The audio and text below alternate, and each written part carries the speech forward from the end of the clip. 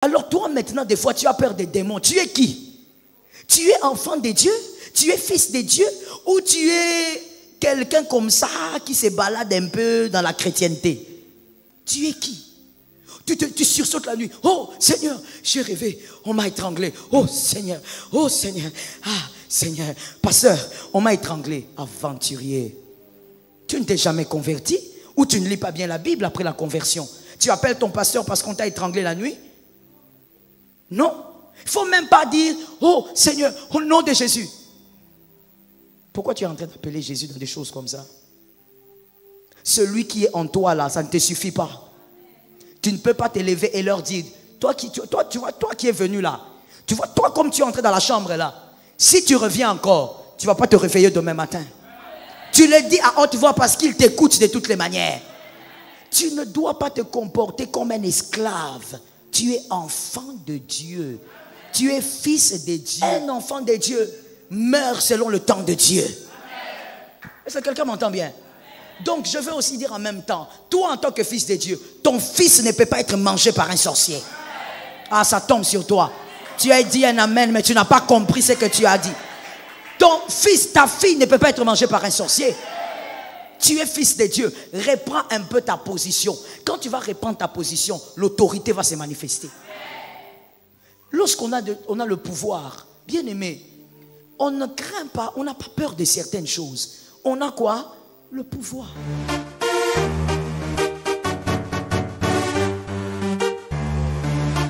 Shalom bien-aimé dans le Seigneur Jésus-Christ. Aujourd'hui la servante de Dieu Joël Gloria Cabassel, pasteur principal de l'église Assemblée évangélique Nouvelle Alliance de Kinshasa, parle du pouvoir et l'autorité spirituelle d'un enfant de Dieu. Tu as le pouvoir d'imposer la vérité à Satan par la foi et marcher dans la victoire. Par la foi, la parole de Dieu et l'autorité donnée en Christ, chaque croyant peut imposer la vérité divine sur Satan et marcher dans la victoire. L'autorité spirituelle que les croyants ont en Christ. Jésus, par sa victoire à la croix, a donné à ses disciples le pouvoir de repousser les mensonges et les attaques de Satan en proclamant la vérité de Dieu par la foi. Voici les points clés. 1. L'autorité en Christ. Jésus a dit dans Luc 10 verset 19, « Voici, je vous ai donné le pouvoir de marcher sur les serpents et les scorpions, et sur toute la puissance de l'ennemi. » Cette autorité vient de sa victoire sur Satan. 2. La parole comme arme. Éphésiens 6 verset 17 décrit la parole de Dieu comme l'épée de l'esprit. En déclarant les Écritures, nous confrontons les mensonges de l'ennemi avec la vérité divine. 3. La foi active. Hébreux 11 verset 6 dit que, sans la foi, il est impossible de plaire à Dieu. La foi est essentielle pour imposer cette vérité et croire que Dieu agit à travers nous. 4. Résister au diable. Jacques 4 verset 7 enseigne, « Résistez au diable, et il fuira loin de vous. » Cela implique de rejeter activement ces mensonges et de proclamer les promesses de Dieu. Abonnez-vous, aimez et partagez afin d'apporter l'évangile de Jésus-Christ aux nations car il y aura plus de joie dans le ciel pour un seul pécheur qui se repent. Que la bénédiction de Dieu soit votre partage dans le nom puissant de Jésus-Christ. Amen. L'autorité et le pouvoir du guerrier. Selon le professeur Chaude Jovo de l'Université libre de Bruxelles, c'est un éminent professeur, pour lui, ces deux choses sont à dissocier, l'autorité et le pouvoir. Et j'ai préféré prendre sa façon de penser, sa définition de choses, parce que je suis aussi d'accord avec ça. Le pouvoir et l'autorité sont deux choses différentes. Ce professeur dit ceci, que l'autorité est liée au charisme, et que le pouvoir est lié à une position quelconque. Une position quelconque dans une entreprise, dans un État. Le pouvoir est lié à la position dans la société. Mais l'autorité est liée au charisme. Je pense aussi que c'est correct, que ce professeur a raison. Nous pouvons le démontrer bibliquement. C'est ce qui nous intéresse. La définition aussi ou la façon de penser de la Bible. Bibliquement, nous voyons par exemple Dans 1 Samuel 17, 45. Dans 1 Samuel 17, 45, nous voyons que David avait de l'autorité. Même quand il a parlé avec Goliath, vous sentez de l'autorité. David parlait à Goliath comme si c'était son fils. David parlait à Goliath comme si c'était son enfant. David, face à Goliath, avait du charisme. Et même dans toute la vie de David, avant de devenir roi, on sentait le charisme en David. Mais David avait le charisme sans avoir le pouvoir sur Israël. Il ne pouvait rien faire. Il ne pouvait rien décider dans la nation d'Israël. Vous comprenez la différence de manière pratique? David avait le charisme. Quand il se tient devant Goliath, il parle. Quand il est avec ses frères, il exprime ce qu'il pense. Il n'a pas honte d'exprimer ce qu'il pense. Et dans ce qu'il dit, on sentait les charismes. Pourquoi? Parce que quand David a parlé, il n'avait pas parlé à Saül. Lorsque David avait parlé pour dire qu'il allait tuer Goliath, il n'avait pas parlé à Saül. Il avait d'abord parlé aux soldats et aux personnes qui étaient autour des soldats. Ce sont ces gens-là qui ont pris David pour l'amener chez Saül. David n'était pas parti par lui-même chez Saül. Comme pour dire, lorsque les hommes ont entendu le charisme de cet homme, ils ont dit, le roi doit t'écouter. Ce que tu as à dire, tu dois le dire devant le roi. Ces hommes l'ont amené devant le roi parce qu'ils étaient convaincus de quoi? De son charisme. De son charisme. Et pourtant David n'avait pas le pouvoir de décider sur la nation d'Israël. Il n'avait même pas le pouvoir d'aller vers Goliath seul. Vous voyez la différence? Maintenant, il y a un autre qui est l'opposé. C'est Saül. Selon 1 Samuel 17, 38. Saül, lui, il avait le pouvoir. Il était le roi d'Israël. Mais Saül n'avait pas le charisme. Saül était incapable d'affronter les batailles comme Goliath. Il est allé se cacher dans sa maison comme un petit garçon. Et même quand David arrive, Saül propose à David de prendre ses armures. Quelle honte! Le roi est en train de céder son autorité. Il n'avait aucune autorité. Il n'avait aucun charisme, mais il avait le pouvoir. C'était lui qui décidait sur Israël. Malgré le charisme de David, il n'avait pas l'autorité de décider sur Israël. Vous voyez la différence entre le charisme et le pouvoir. L'autorité et le pouvoir. D'accord? Donc, vous verrez avec ces deux personnes qu'il peut arriver qu'on ait de l'autorité sans avoir le pouvoir. Il peut arriver qu'on ait du pouvoir, mais sans avoir de l'autorité. On a le pouvoir de décider sur les gens qu'on dirige, mais on n'a pas le charisme. On a l'autorité de dire à partir d'aujourd'hui, telle chose va se faire dans ce quartier, mais on n'a pas le charisme. Les gens ne vous suivent pas parce que vous n'avez pas le charisme. Parce qu'en réalité, les gens ne suivent pas le pouvoir seulement, mais ils suivent le charisme. C'est comme ça que quelqu'un sans pouvoir avec charisme peut avoir des gens derrière lui. Est-ce que quelqu'un entend? C'est ce qui s'est passé avec David avant qu'il ne soit roi. Il n'était rien, mais il y a une foule de gens qui sont venus derrière David parce qu'il avait le charisme. Est-ce que quelqu'un comprend? C'est la souffrance aussi de certains dirigeants. Quand il n'a que le pouvoir, il n'a pas de charisme. Lorsqu'il parle, lorsqu'il donne des ordres, on ne suit pas et il se plaint. Le problème c'est quoi? Tu as le pouvoir, mais tu n'as pas de charisme. En tant qu'enfant de Dieu maintenant, en ce qui te concerne, toi guerrier, pose la question à ton voisin, toi tu as quoi? Est-ce que tu as bien posé la question? Pose la question à un autre voisin qui répond bien, toi tu as quoi? Jean 1, 12. On lit. Jean 1, 12. Jean chapitre 1, verset 12. Ne va pas dans l'ancienne alliance, dans l'Ancien Testament, c'est dans la Nouvelle Alliance. Ça fait partie des 4 évangiles. Jean, combien? D'accord. Nous lisons au nom de Jésus. Mais à tous ceux qui l'ont reçu, à ceux qui croient en son nom, elle a donné le pouvoir de devenir enfants de Dieu, lesquels sont nés non du sang, ni de la volonté mais ici il ne s'agit pas du nom de famille. Ici il ne s'agit pas d'une naissance charnelle. Il s'agit d'une naissance spirituelle. C'est pour les convertis. Ce verset c'est pour les convertis. Un enfant de Dieu, un fils de Dieu, je te le dis d'emblée, un fils de Dieu normalement doit avoir et le charisme et le pouvoir. Est-ce que quelqu'un m'entend? Et l'autorité et le pouvoir. Il faut écrire ça déjà. Tout fils de Dieu est appelé à avoir l'autorité et le pouvoir. Un fils de Dieu ne peut pas manquer l'autorité ou le pouvoir. Il y a quelque chose que tu vas réparer pendant cette semaine de prière.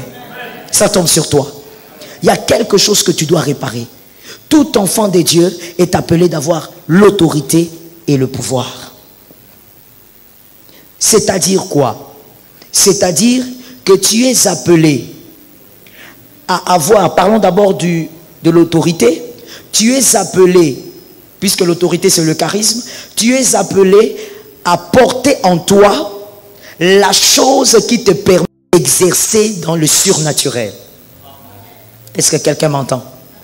Tu es appelé à porter en toi la chose qui te permet d'exercer dans la puissance et dans le surnaturel. Tout enfant de Dieu doit l'avoir. Si tu n'es pas surnaturel, tu seras submergé par le naturel. Tu es appelé donc à fonctionner dans la sphère du surnaturel. Dis à ton frère, tu es obligé.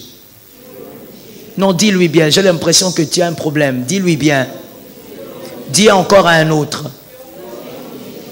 Et maintenant le pouvoir. Tout enfant de Dieu est appelé à manifester le pouvoir. Est-ce que quelqu'un entend? Manifester le pouvoir dans le royaume de Dieu, mais manifester aussi le pouvoir dans le monde satanique. Tu dois manifester le pouvoir. Dans le royaume de Dieu, un enfant de Dieu doit être capable de lier des choses sur terre et que cela soit attesté au ciel. Est-ce que quelqu'un entend bien? Un enfant de Dieu doit avoir le pouvoir de déclarer la guérison et que la guérison arrive. Est-ce que quelqu'un m'entend bien? Un enfant de Dieu doit avoir le pouvoir de déclarer la résurrection et la résurrection arrive. Pourquoi tu n'as pas dit amen? Tu as un problème de foi? C'est ça être enfant de Dieu. Un enfant de Dieu doit avoir le pouvoir de parler aux esprits impurs et que les esprits impurs obéissent. Le pouvoir. Je dis le pouvoir est lié à quoi? Merci. Merci, c'est simple. Les autres étaient en train de réfléchir. Vous réfléchissez à beaucoup de choses pour rien. C'est simple. Si tu retiens ça comme ça va t'aider. Tu vas comprendre facilement. Tu as une position, c'est le verset de Jean. Tu as une position. Quelle est ta position? Tu es fils de Dieu. Lorsque tu parleras, la maladie va se soumettre à cause de ta position. La position que tu as te permet de dire au démon, quitte ce corps. Le démon est obligé de quitter parce qu'il va vérifier quelle est ta position. Comme tu as la position qu'il faut, il sera obligé de quitter. Est-ce que quelqu'un entend bien? Ta position te permet d'exercer donc le pouvoir. C'est comme ça qu'on a dit qu'être fils de Dieu est un pouvoir. Que l'Éternel nous fasse grâce. Parlons du pouvoir. Aujourd'hui, on va parler du pouvoir. Le pouvoir. Prenons Luc 10, 19. Luc 10, 19. Luc 10, 19. On peut lire. Nous lisons donc au nom de Jésus. Voici, je vous ai donné le... Tu vas répéter ça 3 fois. 1, 2, 3. Encore. Pour la 3e fois. Je vous ai donné le pouvoir. Qui t'a donné le pouvoir? Jésus t'a donné le pouvoir. Ce n'est pas n'importe qui. C'est Jésus qui t'a donné le pouvoir. C'est lui-même qui est en train de parler là. Il t'a donné le pouvoir. Il t'a donné la capacité, la possibilité de donner des ordres aux esprits. Il t'a donné la possibilité de parler à un esprit impur et qu'il soit obligé de se soumettre. Ah, ça tombe sur toi, puisque tu le crois. Je vous ai donné le pouvoir de faire quoi? De marcher sur les serpents. C'est au pluriel. Il y a des gens qui pensent qu'il s'agit du diable ici. Non, il s'agit des démons. Les serpents, c'est au pluriel. De marcher sur les serpents. Et toujours au pluriel. Ils sont nombreux. Jésus utilise les images des bêtes pour parler d'eux. Parce que pour Jésus, ils n'ont pas de poids. Pour Jésus, ils n'ont pas de force. Ils ressemblent aux bêtes qu'on peut écraser. Il n'y a pas de conquérants pour Jésus. C'est pourquoi Jésus ne parle pas d'eux avec des noms. Il cite les noms des démons. Il n'en a pas besoin. Il les appelle au nom des serpents et des scorpions. Des serpents et des scorpions. Et sur toute la puissance. Et là maintenant vous voyez que le diable apparaît. Est-ce que vous voyez? Vous voyez? Regardez les Écritures. Il apparaît où? L'ennemi. Ça c'est au singulier. On parle de quelqu'un en particulier. C'est là où on fait intervenir le diable. Et Christ dit d'abord sur toute la puissance de l'ennemi. C'est-à-dire sur toute la puissance du diable. Tu dois marcher. Il t'a donné le pouvoir de le faire. Il t'a donné une position qui te permet de le faire. Le diable, totalement diable, n'a aucune force devant toi. Je parle des fils de Dieu. Il n'y a qu'un fils de Dieu qui va se reconnaître pour dire Amen, qu'il en soit ainsi. Le diable entièrement, lui, il n'a aucun pouvoir sur toi. On n'est même pas au niveau des démons. Parce que les démons puisent leur force de lui. Mais lui n'a aucun pouvoir. Jésus dit, il t'a permis de faire quoi? Sur la puissance de l'ennemi? De marcher. Il faut répéter ça, c'est important. De faire quoi? De marcher. Pas de parler. Marcher. Tu as le pouvoir de marcher. Et ce qui est extraordinaire avec ce verset, c'est que quand je marche, lui ne bouge pas. Parce qu'on m'a dit de marcher sur les serpents. Si je marche sur le mouchoir, c'est que le mouchoir est sur place. Si je marche sur le carnet, c'est que le carnet est sur place. Si je marche sur le serpent, c'est que le serpent est immobile. Donc non seulement je marche sur lui, mais quand je marche, il n'a pas le droit de bouger. Ça tombe sur toi. Et Jésus continue en disant, rien, ni les stratégies d'hier, ni les stratégies d'aujourd'hui, moins encore les stratégies de demain, rien ne pourra fournir. Quand Jésus dit rien, il n'y a rien. Informe et vide. Rien ne pourra vous nuire. Seul celui qui réalise sa position de fils peut vivre ça. Voilà pourquoi certains chrétiens sont liés. Certains chrétiens subissent encore les malédictions de famille. Certains chrétiens sont incapables de chasser. Mon Dieu, il y a même certains chrétiens qui déménagent en disant, la maison là, il y a des démons. Tu déménages parce que dans la maison, il y a des démons. Mais la Bible dit que rien ne doit te nuire. La Bible ne dit pas que tu vas appeler le pasteur et il va invoquer Dieu et rien ne pourra te nuire. La Bible dit, je vous ai donné, vous qui croyez, il vous a donné le pouvoir.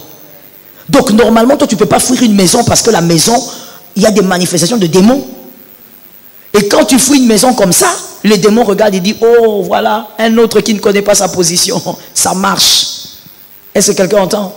C'est comme ça que l'apôtre Paul peut dire, tant que l'héritier est un enfant, les lecteurs de la Bible, il diffère en rien d'un esclave. Qu'est-ce que l'apôtre Paul a envie de dire? Il veut aussi dire, parce que ça veut dire beaucoup de choses, il dit que lorsque l'enfant est petit, il ne connaît pas sa position. Même l'esclave peut venir le gifler. L'esclave qui est comme en Israël un animal, peut venir gifler un héritier. Parce que l'héritier ne se connaît pas.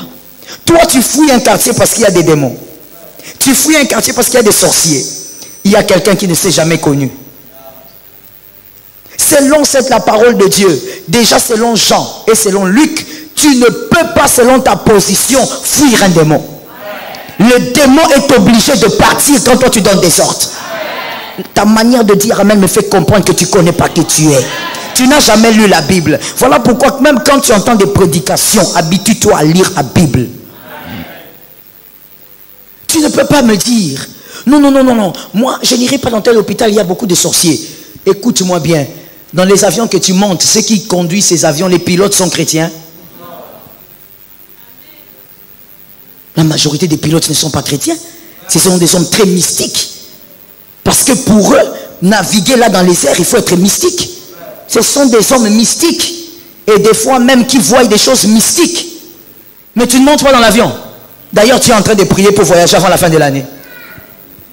Tu vas monter dans une histoire faite de main d'homme, conduit par un homme mystique pendant plus de 5 heures en haut. Tu veux monter. Si je te propose, si je te dis donne-moi ton passeport, on va te mettre le visa des États-Unis, toi là, tu vas venir avec 4 passeports. Alors que le pilote est franc-maçon. Mais comment tu n'as pas peur de monter dans l'avion? Mais tu dis quoi? Non. Moi je ne peux pas aller dans tel hôpital. Il y a beaucoup de...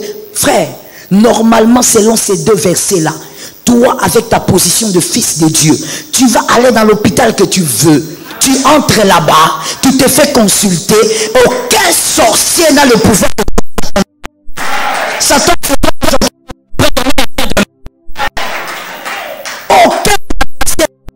Moi, mon dernier enfant, c'est lui qui a fait cet accouchement. La personne qui l'a fait, elle avait le médaillon de franc-maçon.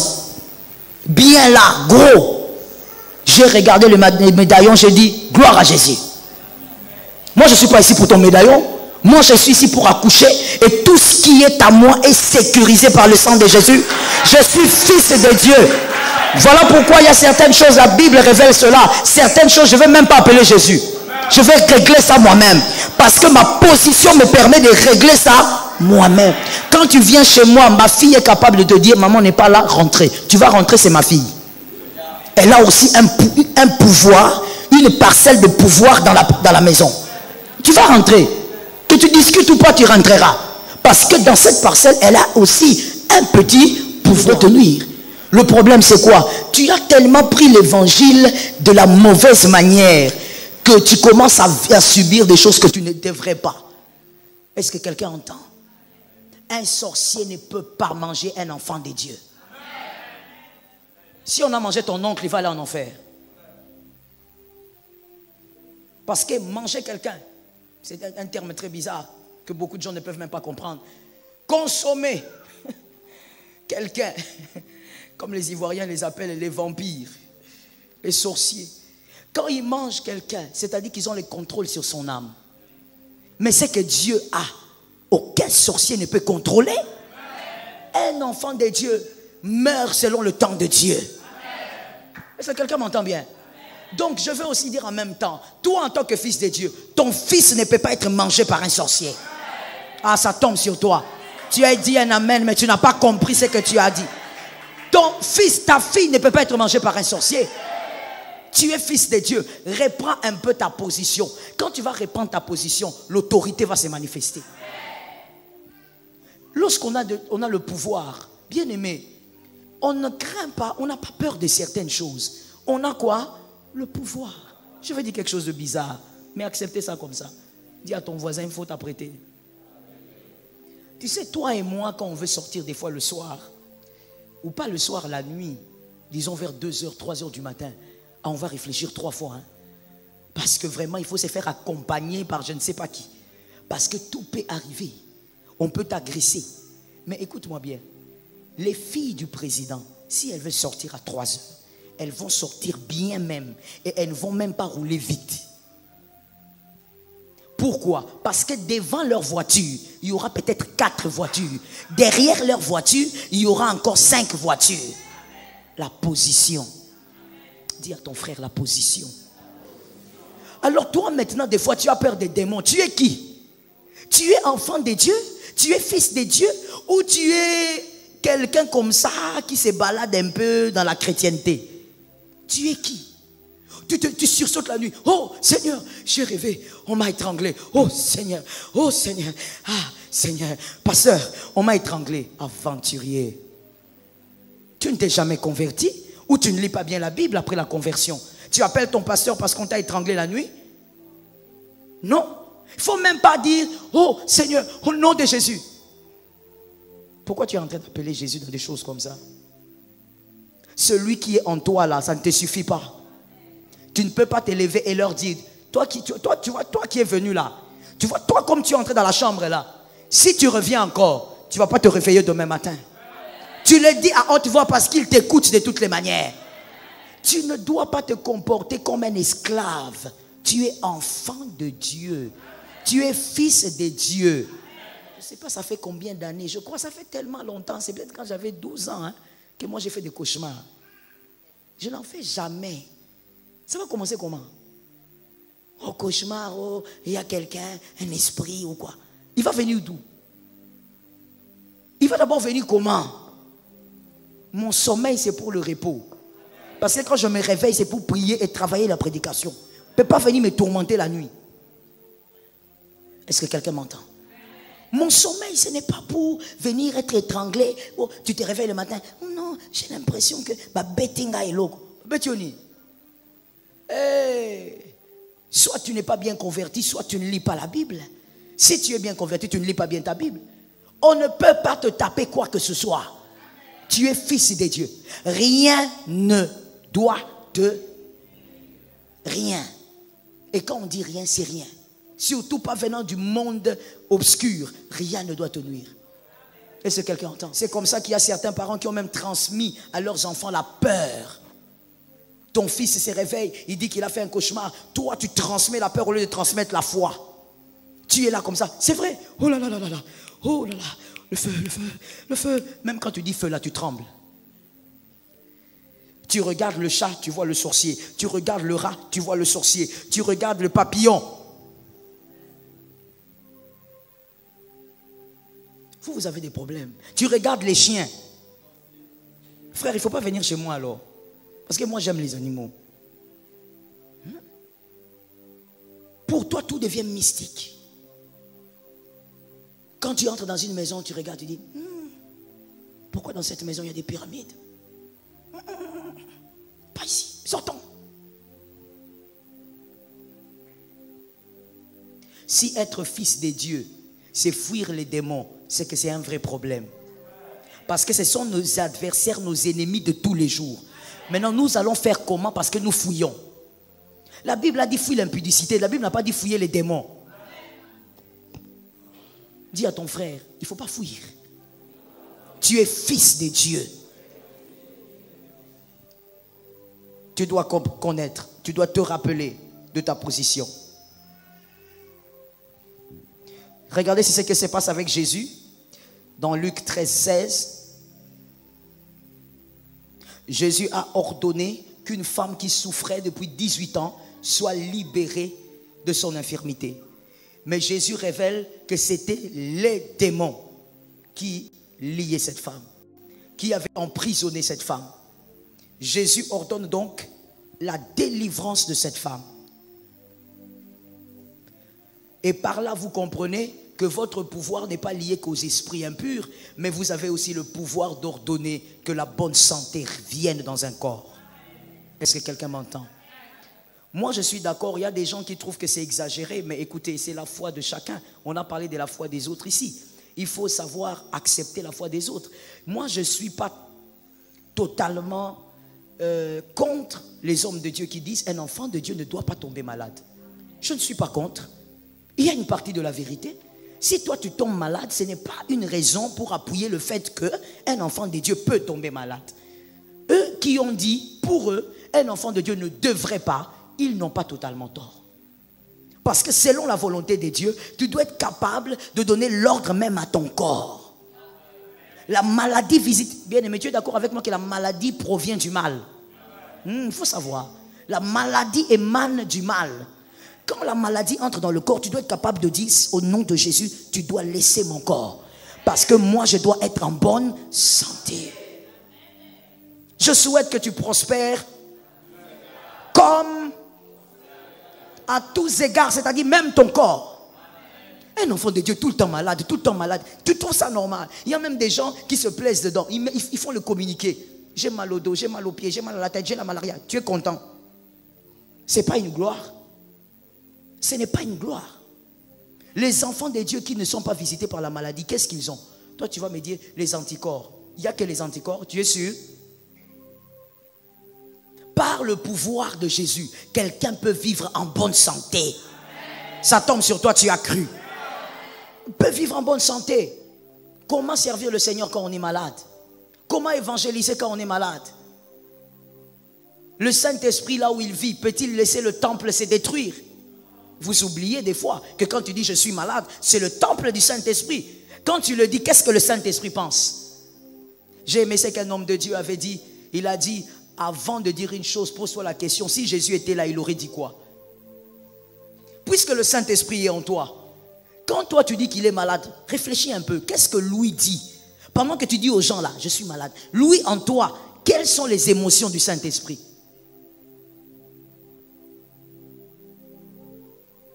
Par le pouvoir de Jésus, la maladie peut quitter le corps. Guerrier, tu dois savoir que la maladie peut quitter le corps. L'homme de Genèse, Adam le premier, a perdu son pouvoir. Mais le deuxième Adam est venu restituer le pouvoir à l'homme. Et c'est comme ça qu'il peut dire, être fils de Dieu, c'est un pouvoir. Il est venu te redonner ce que le diable avait arraché au premier Adam. Christ a parlé de la captivité en parlant de cette femme qui avait souffert depuis 18 ans. C'est une manière de dire que ton pouvoir doit aussi te permettre de libérer les captifs. Gloire à Dieu pour la grâce. Je rentre vers le livre de Luc. C'était Luc combien? Luc? Luc? Vous m'enseignez, vous me prêchez autre chose là. Bah toi si makuna bolobate, boza estali binote enseignement. Luc combien? Luc 10, 19. D'accord. C'est là que c'est écrit. Je vous ai donné. C'est de ça qu'il s'agit. Luc 10, 19. Rentrons là-bas. Observons quelque chose encore ensemble. Il dit, je vous ai donné le pouvoir de marcher sur les serpents. Deuxièmement, il parle d'une autre chose et il dit il crée une différence. Donc en d'autres termes, quand il te dit, ou je vais expliquer ça comme ça, quand moi je te dis, monsieur, tu as le pouvoir de marcher sur mon carnet et sur mon mouchoir.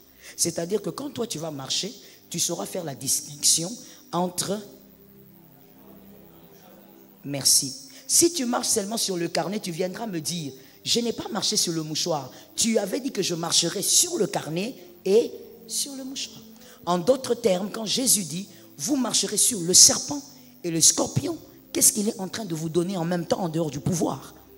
L'esprit du discernement. Vous serez capable de discerner quel est cet esprit qui tourmente l'âme. Quel est cet esprit qui tourmente ma maison? Quel est cet esprit qui tourmente mon quartier? En parlant du pouvoir, Christ disait aussi, vous recevrez avec le pouvoir l'esprit du discernement. Vous serez capable de discerner là où vous devez utiliser votre autorité et là où vous n'avez pas besoin d'utiliser votre autorité. Donc, le pouvoir est accompagné de l'esprit. Merci. L'esprit du discernement. C'est comme ça que Jésus était capable de voir dans la vie de cette femme pour dire, c'est là que vous avez donné le verset de Luc 13, 16, pour dire que cette femme était liée depuis 18 ans. L'esprit du discernement.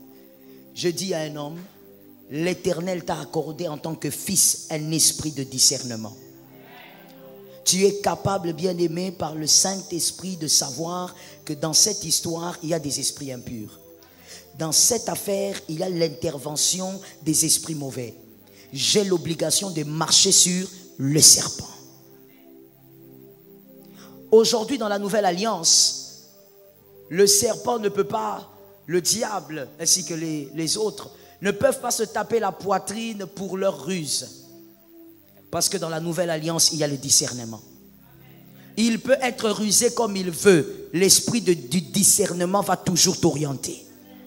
Ça tombe sur toi, c'est gratuit. La vie est trop longue. Peut-être que tu ne comprends pas ce que tu es en train d'écouter. La vie est trop longue. Si tu dois vivre 60 ans sur la terre, tu as besoin de discernement. Tu en as besoin gravement parce que dans la vie, plusieurs fois, le diable va te piéger. Il va venir en ange de lumière. Mais même s'il se déguise en ange de lumière, l'esprit de discernement t'aidera à dire « ça c'est le mal ». Est-ce que quelqu'un entend? En d'autres termes, même quand quelqu'un voudra te piéger, venant avec de faux sourires, avec un cœur hypocrite, pour te faire du mal, même quand il te donne du pain, le Saint-Esprit va agir. L'esprit de discernement va agir. Tu sauras que malgré le sourire, il y a le mal. Que Dieu te permette de vivre comme ça. Sur la terre des hommes, vis avec l'esprit de discernement. Que jamais le diable se déguise en ange de lumière en passant par ton cousin, par un frère ou par je ne sais pas qui. Même lorsqu'il va se déguiser, que tu sois capable de savoir que ici, cet argent est un argent piégé. Je ne dois pas toucher à cet argent. Je connais un homme de Dieu qui disait, quelqu'un est venu venu chez lui, il dépose, comme ça, hein, à l'occasion de rien, il dépose 200 000 $ et il lui dit, j'ai pensé à toi, j'ai amené ça. Et puis il dit, tu as pensé à moi. Tu m'as amené du pain ou tu m'as amené 200 000? Non, je t'ai amené 200 000. Tu m'as amené 200 000 parce que tu as pensé à moi. Le monsieur a dit, ok, laisse ça là, je vais prier. Oh, tu vas prier pourquoi? Moi, je suis ton ami et tout. J'ai pensé à toi, je vais soutenir ton ministère. Voici les pièges des hommes de Dieu. Tout celui qui vient soutenir n'est pas forcément un soutien. Il y a des gens qui viennent soutenir, c'est pour te faire disparaître ton onction. Voilà pourquoi un homme de Dieu doit être délivré de l'amour de l'argent. Maman. Non, moi je suis archibishop, je suis les méga pasteurs, les méga évangélistes. Est-ce que tu es délivré de l'esprit de maman? Parce que si tu n'es pas délivré de l'esprit de maman, on va éteindre ton ministère comme ça s'est allumé. Ce monsieur-là a laissé le paquet. Le pasteur est allé, il a prié dans sa chambre toute la nuit. Il y a quelque chose, la chair, qui lui disait, va prendre l'argent, Dieu t'a visité. Tu es en train de prier quoi là? N'est-ce pas que tu priais pour que Dieu te visite? Dieu t'a visité gratuitement. Va prendre l'argent. Bien-aimé, pendant la prière, se battant avec la chair, à un moment donné, il dort, seulement dans la position à genoux. Et là, Dieu vient. Dieu est un Dieu de grâce. Surtout quand Dieu voit que tu n'es pas cupide, c'est là qu'il va t'aider. Mais quand tu es cupide, il va te laisser d'abord subir les conséquences. Dieu vient et il voit un songe. Il voit clairement comment est-ce qu'on est en train de l'habiller une robe bizarre, des couleurs bizarres, il y a des rituels bizarres autour de lui. Il sursaute. Il dit, Jésus, c'est quoi ce que j'ai vu? Et tout de suite il comprend que cet argent-là était venu pour acheter son ministère. Il a attendu le matin, il a appelé son ami, il dit, viens prendre l'argent. Son ami vient, le regarde dans les yeux, il prend, il dit, oh bon, le pasteur l'a regardé, il dit, donne-moi seulement un peu de temps. Et c'est toi qui verras que Nako Bonga. Et bien aimé, entre nous soit dit Lélo à Bonga. Ça fait partie des hommes de Dieu influents dans cette ville. Et même dans la nation. Mais s'il avait prié, si c'était toi, est-ce que tu aurais prié? Après une retraite de prière, Seigneur, visite-moi. Tu aurais prié. Ou tu aurais carrément pris l'argent en disant au frère, mets-toi à genoux, je vais prier pour toi. L'huile, je vais déposer sur toi l'huile. L'esprit du discernement. Quand tu as l'esprit du discernement, bien-aimé, tu ne vas pas te laisser aller dans n'importe quoi. Et Dieu va te préserver du mal. Gloire à Dieu. Dans Luc 13, 10 à 16, je voulais donner le verset, n'est-ce pas? Luc 13, 10 à 16. C'est un long verset, mais c'est bien de lire. Ça va nous permettre de comprendre ce qui va être dit clairement. Luc 13. J'espère que vous prenez aussi vos Bibles pour vérifier. Luc 13, 10 à 16. Est-ce qu'on peut lire la parole de Dieu? Donc au nom de Jésus. Jésus enseignait dans une des synagogues le jour du sabbat. Et voici, il y avait là une femme possédée d'un esprit qui la rendait infirme depuis 18 ans. 18 ans, ce n'est pas 18 mois. Elle était courbée et ne pouvait pas du tout se redresser. Pas du tout. Donc même pas un peu. Elle était courbée depuis 18 ans. Lorsqu'il la vit, Jésus lui adressa la parole et lui dit: femme, tu es délivrée de ton infirmité. Au nom de Jésus, que l'onction soit sur toi.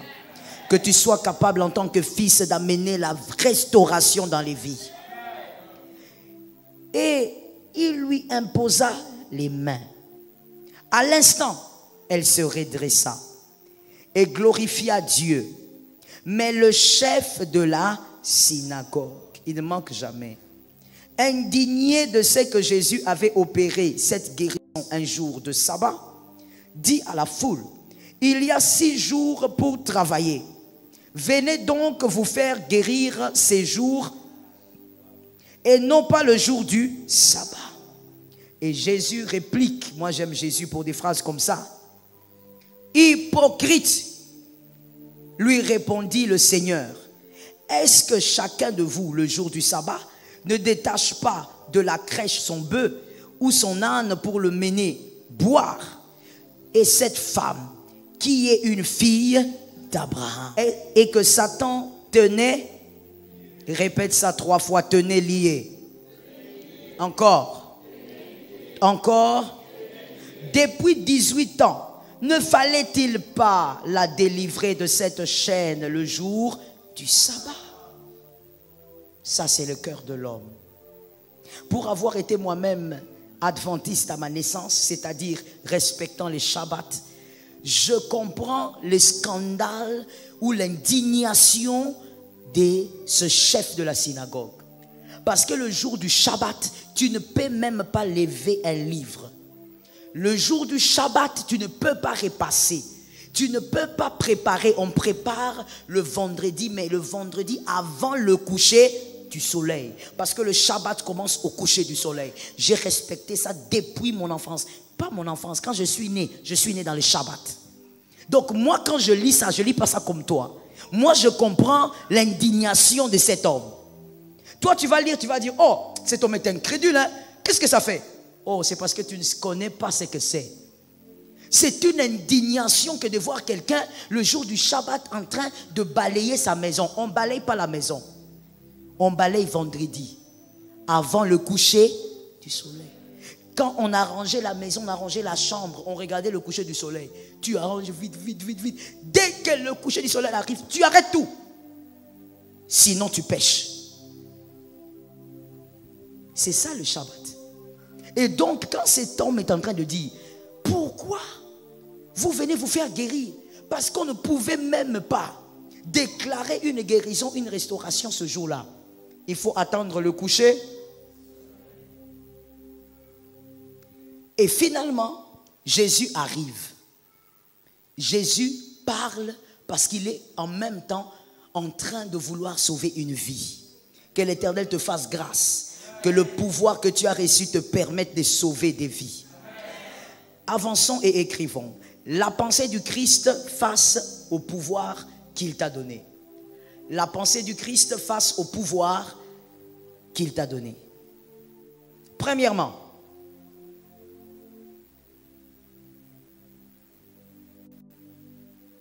le pouvoir que Christ t'a donné, le pouvoir d'être enfant de Dieu, le pouvoir même de Luc 10, 19, c'est d'abord, je dis bien, parce qu'il y a plusieurs raisons. D'abord, c'est un pouvoir qui doit te permettre de libérer les âmes de l'enfer. Est-ce que quelqu'un m'entend? Que ton amen te permette de libérer des âmes de l'enfer. Libérer les âmes de l'enfer. Les personnes qui sont aliénées, emprisonnées par le diable. Bien-aimés, on ne reçoit pas le pouvoir d'enfant de Dieu d'abord pour rester dans son confort, pour chercher la réussite. Chasser les démons parce que je dois réussir. Chasser les démons parce que je dois acheter des maisons. Chasser des démons, obstacles au nom de Jésus parce que je dois être millionnaire. Le pouvoir n'est pas d'abord pour satisfaire tes besoins. Est-ce que quelqu'un m'entend? C'est comme ça que dans le verset 15, le même chapitre, verset 15, Christ est en train de dire au chef de la synagogue, toi tu es hypocrite. Toi tu es en train de dire que cette femme ne doit pas être délivrée, mais toi-même le jour du Shabbat, tu t'occupes de tes bêtes. Est-ce qu'on se comprend? Une manière de dire, le repos que tu dois rechercher, parce que le Shabbat veut dire repos. Le repos que tu dois rechercher, ce n'est pas d'abord un repos qui se concentre sur toi. Et malheureusement, c'est ce que nous, enfants de Dieu, nous sommes devenus en ce temps de la fin. Le repos que tu cherches, le repos du pharisien, le repos du chef de la synagogue, c'est un repos qui le concerne d'abord. C'est ce que Jésus voulait lui dire. Toi, tu as enlevé ta bête le jour du Shabbat, mais tu ne veux pas que quelqu'un d'autre soit libéré. Parce que pour le chef de la synagogue, tant que lui, il est dans les repos, tout le monde doit absolument rester tel qu'ils sont. Tant que toi, enfant de Dieu, tu es enfant de Dieu, tu as le pouvoir, tu marches sur les serpents, tant que tes enfants étudient, tant que tu avances, tant que tu prospères, c'est bien. Je suis dans mon Shabbat, je suis dans mon repos, c'est bien. Ce qui se passe là-bas ne me concerne pas. La prostituée du quartier ne me concerne pas. Au contraire, je la juge. Vous voyez, on n'est pas différent du chef de la synagogue. On est pareil. Concentré sur mon repos. Moi, je suis dans le repos. Mon Shabbat, moi, je dois être en repos. Moi, je dois réussir. Moi, je dois chasser. Je dois faire tomber Goliath. Même des fois, quand vous priez pour faire tomber Goliath, je sais que tu te dis, mon Goliath, les Goliaths de ma vie, les Goliaths qui doivent laisser les chemins, les Goliaths, En fait, tout doit tourner autour de ton repos. Et Jésus était en train de dire, ce n'est pas ça les repos. Les repos, c'est d'abord aussi voir le mal de l'autre, la douleur de l'autre. Avant de penser seulement à tes bêtes, à toi, que tu délivres le jour du Shabbat. Vois aussi cette femme qui est en train de souffrir. Au nom de Jésus, il faut sortir. C'est le but. Comment imaginer, comment comprendre, bien-aimé? Comment imaginer quelqu'un qui est chef de la synagogue? Disons aujourd'hui, pasteur.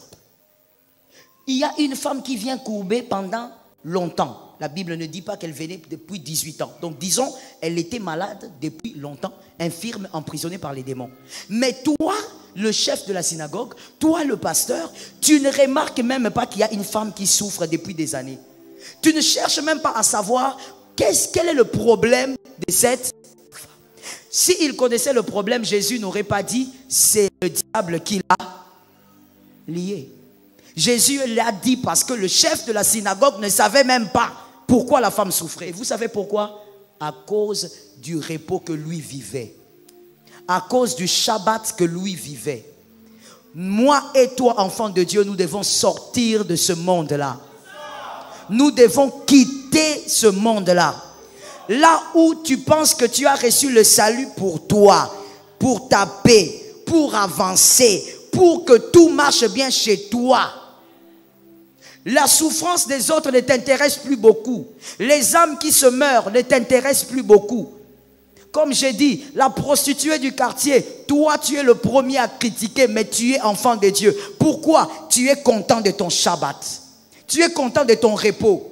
Tu es content de ce que Dieu fait. En tout cas, Dieu m'a beaucoup béni. Dieu m'a donné la paix. Il t'a donné la paix. Est-ce que le païen qui est à côté de toi au travail, il a la paix?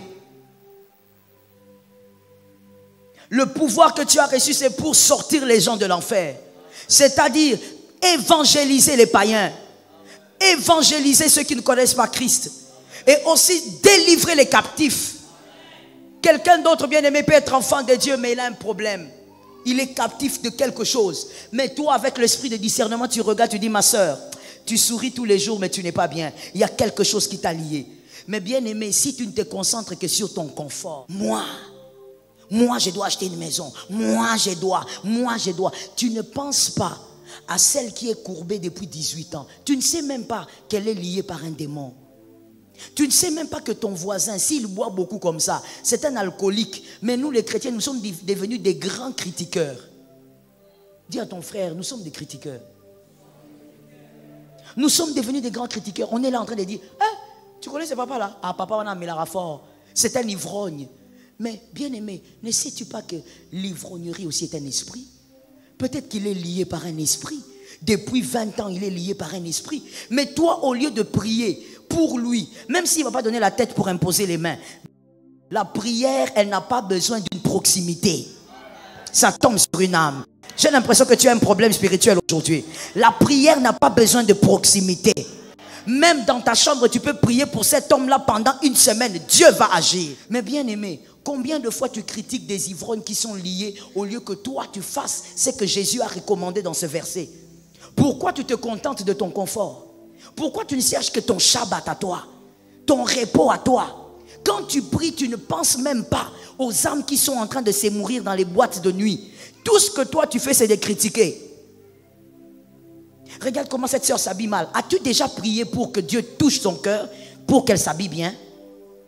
Pourquoi tu critiques la chose pour laquelle tu n'as jamais prié? Voici une nouvelle ordonnance. Ne critiquez pas la chose pour laquelle vous n'avez jamais prié. C'est être un pharisien.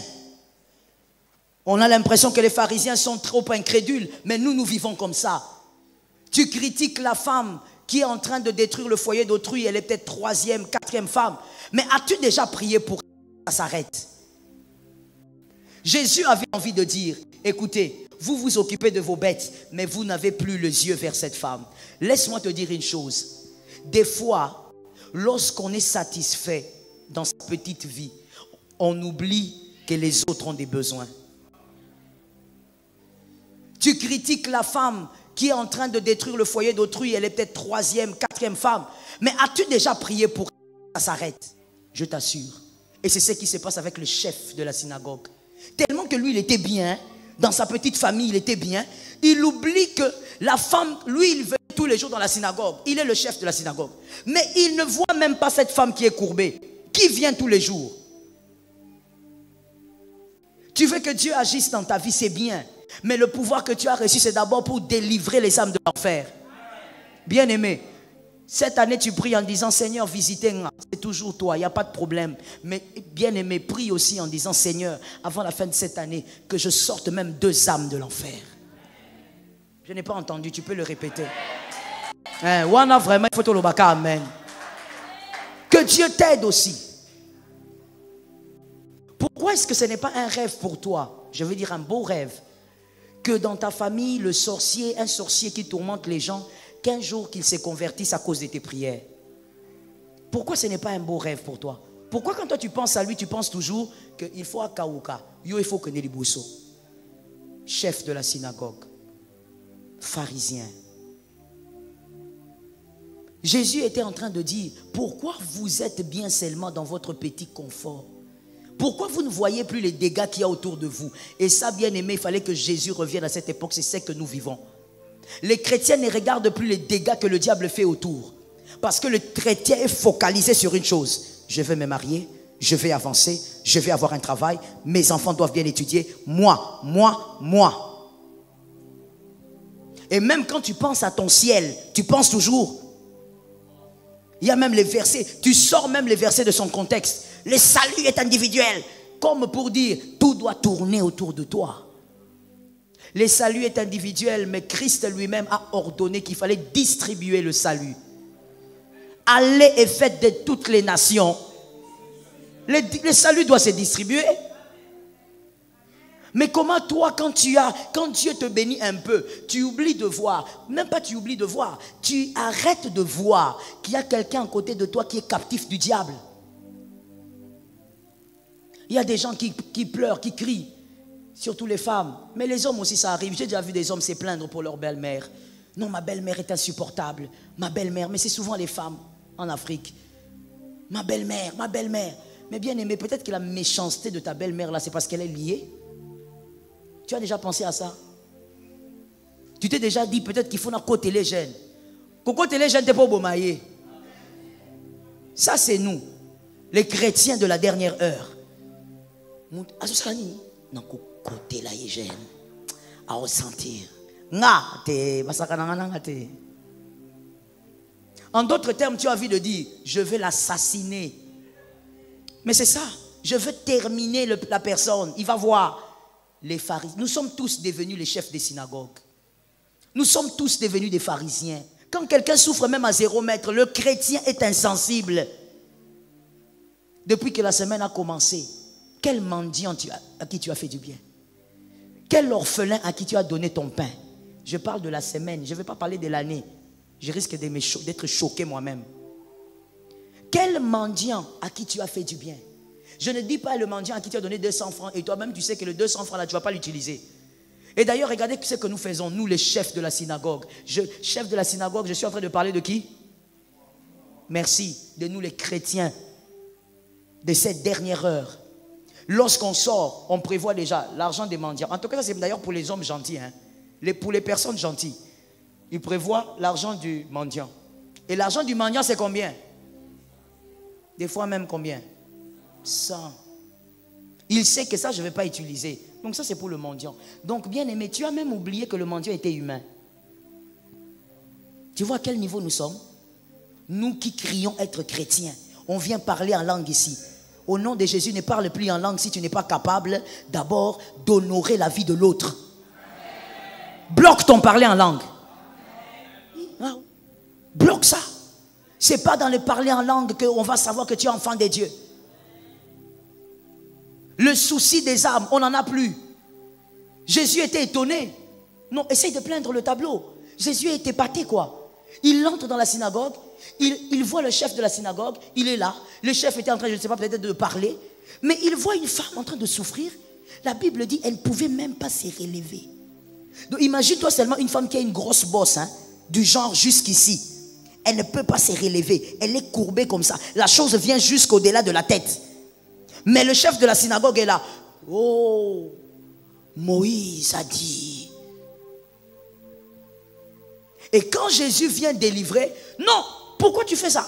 C'est le Shabbat. Et pourtant, lui, le même jour, il a délivré sa bête. Donc, l'être humain n'a plus la valeur qu'elle doit avoir. Elle est même inférieure de la bête. Je veux contextualiser ça, tu vas voir que c'est que j'ai dit, même aujourd'hui ça s'est fait. Tu verras quelqu'un s'occuper très bien de son chat, convenablement. Tu vois quelqu'un s'occuper très bien de son chien. Il achète même des shampoings. Mais cette même personne, dans sa famille, il y a des gens pour qui il ne fait rien parce que ce sont des sorciers. Je voulais que tu dises ça, mais tu ne l'as pas dit. Il y a quelques personnes qui l'ont dit. Mais de son chien, il va dépenser. Il dit, je ne vais pas lui donner. Il est. Toi, tu crois que dans les personnes que Jésus avait nourries, il n'y avait pas de sorciers? Pourquoi tu ne réagis pas? Tu crois que la sorcellerie a commencé ici? Tu crois qu'au milieu des gens que Jésus avait nourris, il n'y avait pas des hommes méchants? Il n'y avait pas des hommes tellement mauvais que Jésus ne pouvait pas leur faire du bien? Mais Jésus a fait du bien à tous ces gens-là. Comme pour dire, ton pain, tu peux le donner à n'importe qui. Ah, Jésus, délivre ces peuples. Ton pain, tu peux le donner à n'importe qui. La position de fils de Dieu ne peut pas te pousser jusqu'à avoir peur de donner ton pain. Il va faire quoi? Il va envoûter ton pain. Tu n'es pas fils. Si tu es fils, personne ne peut envoûter ce que tu as. Est-ce que quelqu'un m'entend? Jésus était en train de dire, sortez de cette vie. Arrêtez de vous taper la poitrine, vous êtes hypocrites. Et aujourd'hui, pour revenir à aujourd'hui, Jésus nous dit encore, nous sommes des hypocrites. Je suis d'accord avec toi, mon frère. Que celui qui est à côté de toi dise amen. Que celui qui est à côté de toi dise amen. Jésus est en train de nous dire, nous sommes hypocrites. Nous là, nous sommes hypocrites. Chrétiens, nous sommes hypocrites. Nous disons, nous aimons Dieu avec des grosses Bibles. Nous nous baladons. Moi, je suis chrétien. Je suis archibishop. Oui, mais tu te concentres que sur ta petite vie. Il y a des gens que le diable entraîne vers l'enfer tous les jours dans ton quartier. Mais non, tu ne les vois pas, tu les juges. Toi, tu es saint. Regarde celui-là. Regarde celui-là. Au lieu de délivrer celui qui est en prison. Jésus est venu libérer les captifs. Et il te demande de faire la même chose. Le pouvoir que tu as reçu, c'est pour aller prier pour une personne qui est liée depuis 20 ans. Et la puissance de Dieu le sort de là. Il devient enfant de Dieu. Il donne sa vie à Jésus. Tu l'amènes vers les eaux des baptêmes. C'est Jésus qui a gagné et le diable a perdu. Ton confort, c'est bien. Mais qu'est-ce que Jésus gagne dans ça? Comme je dis, on prend les versets hors contexte et puis on les brandit. Non, non, non. C'est aussi la gloire de Jésus que je sois bien. Oui, c'est la gloire de Jésus que tu sois bien. Mais ce n'est pas la gloire de Jésus que tu sois bien pendant que ton frère est lié. C'est ce que Jésus voulait enseigner ici. Toi, tu es bien, tes bêtes vont bien, mais ta sœur est liée. Et Jésus dit, mais c'est aussi une fille d'Abraham. Comme toi, tu es fils d'Abraham. Quand on dit aussi, c'est qu'on fait allusion à autre chose. Jésus veut dire, mais toi, tu es fils d'Abraham, mais elle aussi. Pourquoi elle doit souffrir? Tu as le salut. Tu as Jésus. Tu veux bien vivre, mais il y a quelqu'un d'autre aussi qui est lié, qui aimerait bien vivre. Mais son seul problème, c'est que quand on est lié, on ne peut pas se détacher. Comme Jésus avait dit pour Lazare, allez, délier, va délier cet homme-là. Je n'ai pas entendu, ça veut dire que tu ne vas pas le faire. Va délier cette femme-là. Prie pour elle, la prière n'a pas de frontières. Prie pour elle. Il y a des gens qui sont en train de dire, non, non, non, moi j'attends des cas de prière. Je suis en retraite, j'attends des cas. Quel cas tu attends? Aventurier. Tu attends quel cas? Ton cousin est un cas de prière? C'est un voleur du grand chemin. Vous tous à la maison, vous avez peur de lui. Vous ne voulez même pas que ce cousin-là vienne chez vous. Parce qu'il vole même les cuillères. Mais voilà un cas pour lequel tu dois prier. Prie pour lui. Toi, tu attends qu'on t'amène un paralytique. Prie d'abord pour ces personnes qui sont autour de toi. Tu dois avoir les yeux ouverts pour voir la souffrance des autres. Que ton confort ne te rende pas aveugle. Tu peux le dire à ton frère. Tu dois être capable de voir qu'il y a des gens qui souffrent, qu'il y a des gens qui ont besoin de la délivrance. Même lorsque, bien aimé, tu donnes ton argent au mendiant, est-ce que tu prends le temps de prier pour lui? Ou quand tu donnes ton argent, que tu es dans une voiture, tu as la vitre levée à peine, tu jettes ça, et puis tu montes la vitre, tu pars. Il y a certains esprits de pauvreté, de mendicité qui lient les gens. Si tu pries pour lui, peut-être que les écailles vont tomber de ses yeux. Il va comprendre que, pourquoi je suis comme ça? Non, non, non, non. Je dois commencer aussi un peu à me débrouiller comme les autres. Oui. Certaines mendicités sont des lianes. Le diable l'a lié. Est-ce que tu penses à ça? Le pouvoir que tu as reçu, c'est d'abord pour sauver les âmes. Que l'Éternel te fasse grâce. Que tu te décides à sauver des âmes avant la fin de cette année. Oh, je n'ai pas entendu. Vous savez, il y a une femme qui est venue me dire, maman, priez pour moi parce que je veux que le Seigneur fasse ceci, qu'il fasse ceci, qu'il fasse vraiment bien cadré, bien précisé. Et je dis, ok, mets-toi à genoux, c'est mon travail en tant que pasteur, je vais prier. Et quand j'impose les mains pour prier, le Seigneur me dit, et toi et elle, vous êtes des aventuriers. Enlève cette main-là. J'ai dit, ma soeur, il faut t'élever. Mets-toi. Maman, tu n'as pas encore prié, il faut d'abord te mettre. Et le Seigneur me dit, elle veut que je fasse tout ça dans sa vie. Depuis janvier, qu'est-ce qu'elle a fait pour moi? J'étais choqué. Maintenant, je ne pouvais pas aussi lui dire ça directement parce que la même question, moi-même, je me la pose. Ah, mais oui, c'est ça l'intelligence. Je me la pose. Je dis, depuis janvier. Et puis j'ai regardé la sœur, j'ai dit, maman, au lieu de dire, j'ai dit, maman, est-ce que tu as eu à faire des choses pour le Seigneur? La dame qui dit, ça veut dire quoi? J'ai dit, le Seigneur a dit, toi tu as fait quoi pour lui? Depuis janvier.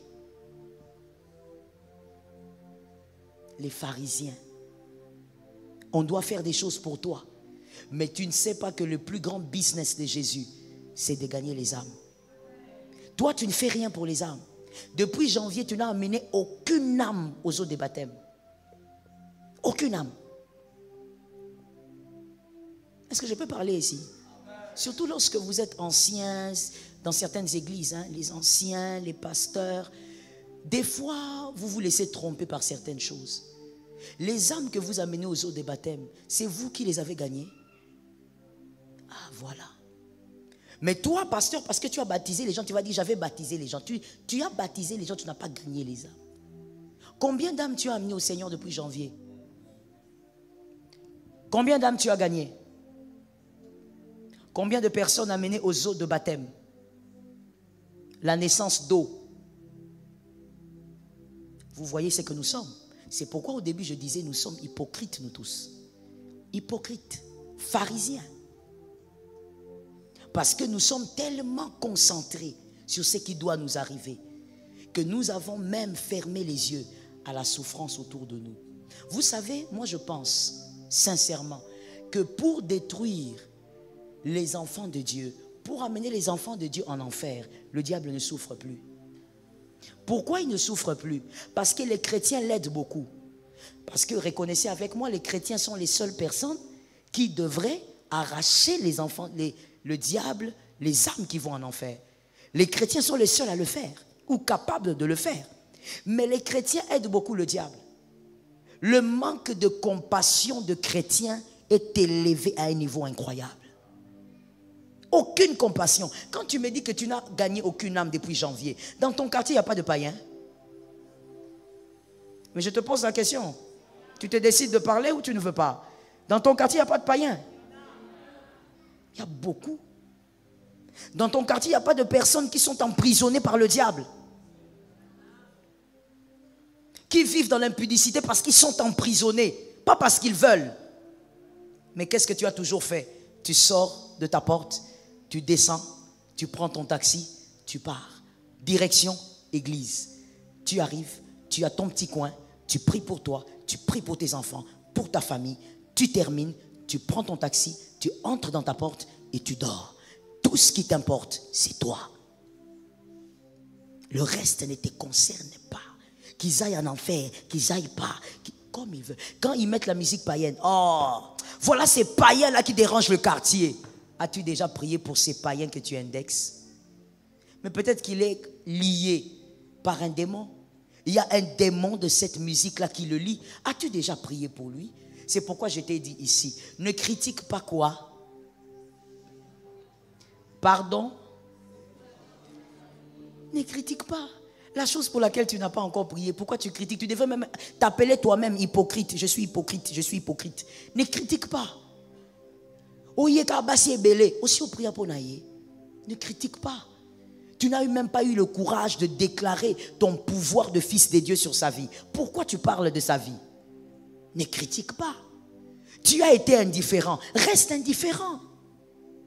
Mais non seulement nous sommes indifférents, nous sommes hypocrites, comme Jésus l'a dit, mais nous voulons critiquer. Tu vois, toi, tu as un comportement des païens. Il a un comportement des païens, mais toi qui as un comportement chrétien, tu ne peux pas communiquer ce que tu as. Communique ce que tu as. Ce qu'on a se communique. Je répète ça. Ce qu'on a se communique. Je répète encore, tu vas souffrir, mais c'est comme ça. Ce qu'on a se communique. L'onction d'enfant de Dieu se communique. Tu peux faire aussi de celui-là un enfant de Dieu. Toi, c'est parce que tu avais rencontré quelqu'un sur ton chemin. Lui aussi, tu peux être l'homme qu'il va rencontrer sur son chemin.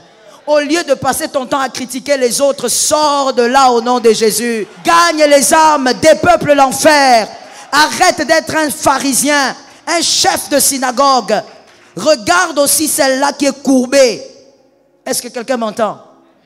Qui, bien aimé, depuis que l'année a commencé, a déjà prié pour quelqu'un qu'il voit au loin en disant, Seigneur, donne-lui aussi du travail. Il remarque seulement que ce monsieur-là est chômeur. Ce garçon-là monte, descend. Il a compris qu'il est chômeur. Et tu as prié pour lui pendant des heures. Qui? Mais tu ne pries que pour ton travail. Tout doit se passer chez toi. Soyons délivrés. Gloire à Dieu, bien-aimé, pour celui qui est ici, qui avait été captif et qui est libéré. Je suis d'accord avec toi. Gloire à Dieu pour celui-là. Tu étais captif, mais aujourd'hui tu es... Parce que toi, aujourd'hui, tu peux reconnaître un captif. Ce que tu as déjà été, tu peux le reconnaître. Si tu reconnais un captif, prie pour lui. Entre en jeûne pour lui. Il n'a pas besoin de savoir que tu pries pour lui. Sois humble dans la présence de Dieu. Prie pour lui, même s'il meurt sans savoir. Le ciel le sait. Tu auras une récompense. Une couronne de gloire t'attend. Une couronne qui brille t'attend dans le ciel. Est-ce que quelqu'un m'entend? Oh, celui qui a été captif ne se moque pas des captifs présents. Non. Oh God. Ne se moque pas. C'est pourquoi moi j'ai tellement de compassion. Et je comprends pourquoi Dieu permet toujours, qu'il m'envoie toujours des cas de délivrance bizarres. Moi j'ai beaucoup de compassion quand quelqu'un souffre à cause des démons. Quand quelqu'un souffre parce que le diable l'accule, parce que moi-même j'ai été acculé par le diable. Je ne peux pas aujourd'hui être insensible. Quelqu'un est en train de souffrir, je commence à le critiquer. Non, je veux d'abord savoir pourquoi il est comme ça. Parce que je sais que le diable peut lier. Le diable peut emprisonner. Quelqu'un peut vivre dans la masturbation, pas parce qu'il aime ça, mais parce qu'il est prisonnier. Qu'un captif arrête de se moquer d'un autre captif. Tu es libre aujourd'hui, Jésus t'a fait grâce.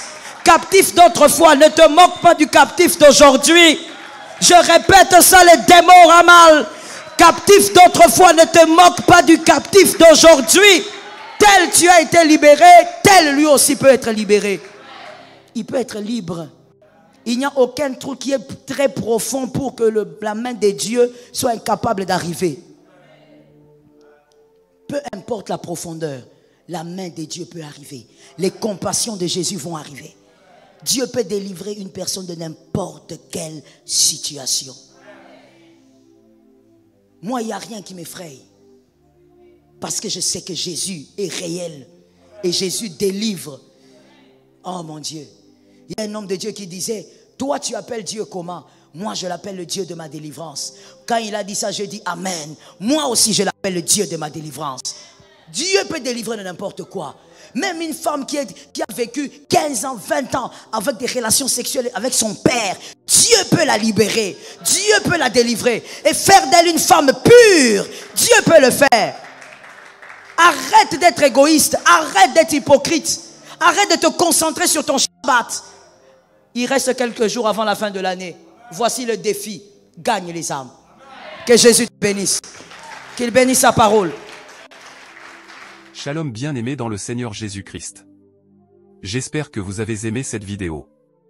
Abonnez-vous et partagez pour porter l'évangile de Jésus-Christ aux nations, car il y aura plus de joie dans le ciel pour un seul pécheur qui se repent. Merci de faire partie de notre famille Wonderful Jésus-Christ.